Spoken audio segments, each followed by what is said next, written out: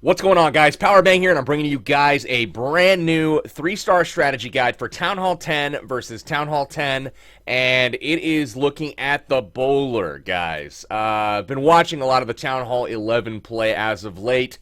Many of you have recognized and realized that Town Hall 11 play, bowlers are the meta. It's pretty much unstoppable. You can dip down very easily, take out pretty much any Town Hall 10, get the bowlers to the core with a nice funnel, and you're good to go. Grand Warden ability, takes care of that first Inferno, first bomb set.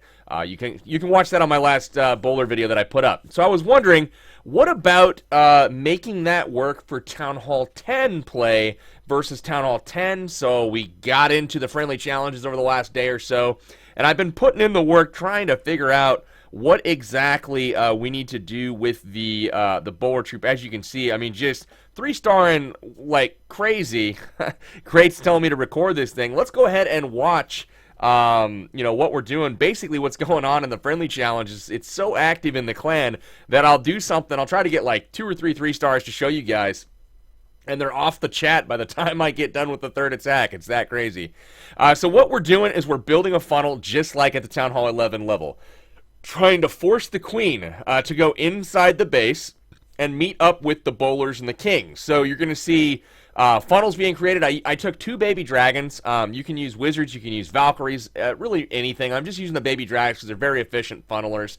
They do a lot of damage, and sometimes you can even save them for cleanup, as you'll see here in one of these raids. So jump spell goes down on the opening compartment. You want to attack the Infernos one at a time here.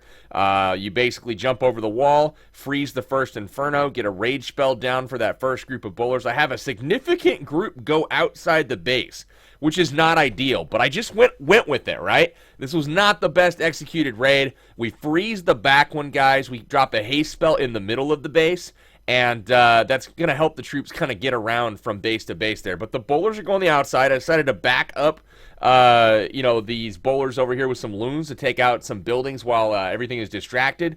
But just look at this. The king is being healed in the core. The queen's just taking stuff out. We've got, loons taking out the central defenses here. Just everything going very, very well. The queen's going to be forced to use her ability. But essentially, guys, all this strategy entails is funneling and getting your bowlers to the core and having your healers switch to your kill squad from your queen.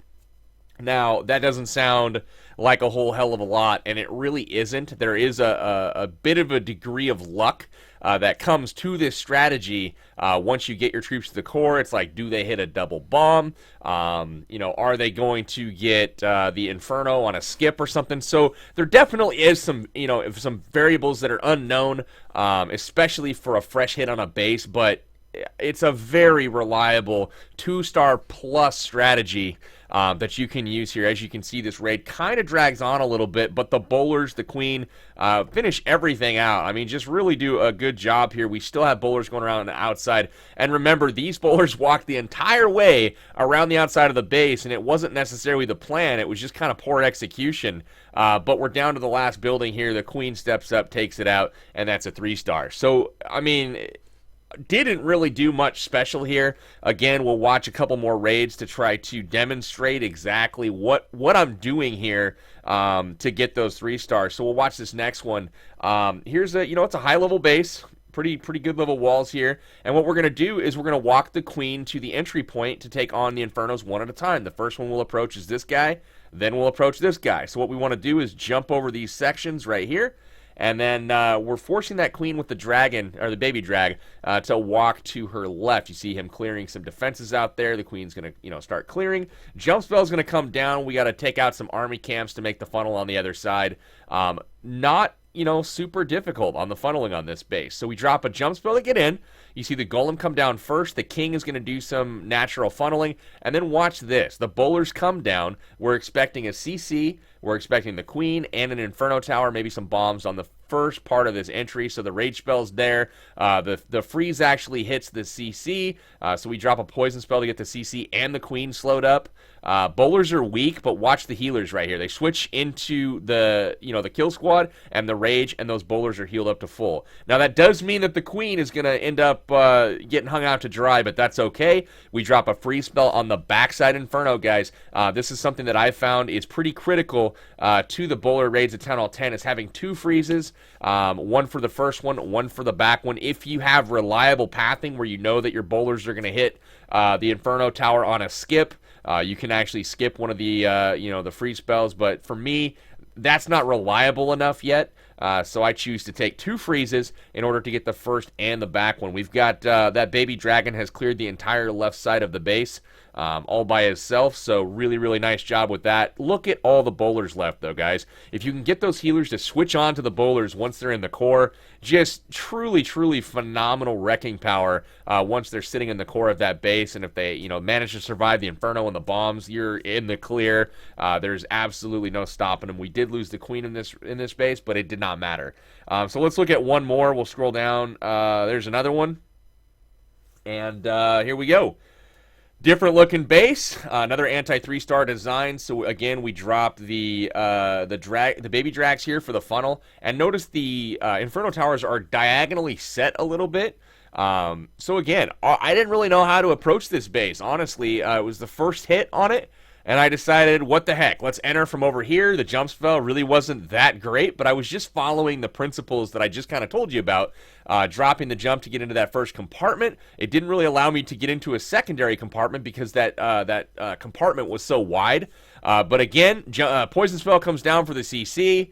We go ahead, get that down there. A rage spell for most of the bowlers. Look at the wreckage going down right now. Freeze for the Inferno. We've gotten the Queen. We've gotten the CC. We've got the Inferno taken out.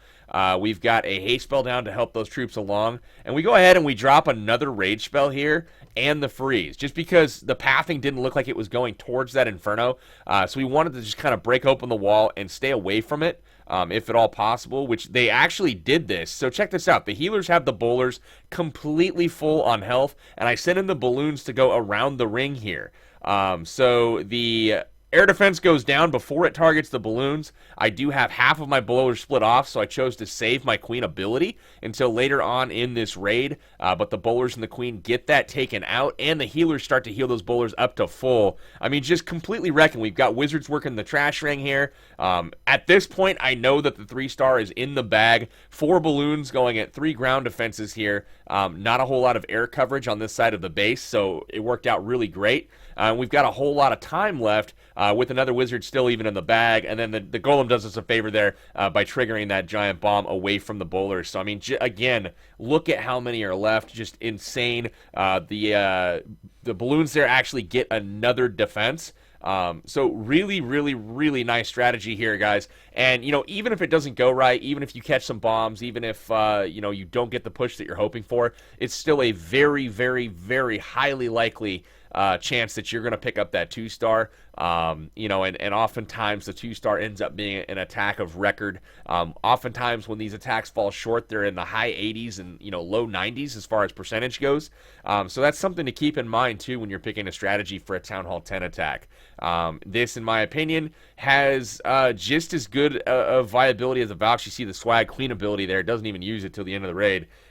Just goes out at full health, everything full up, tons of bowlers, both heroes left.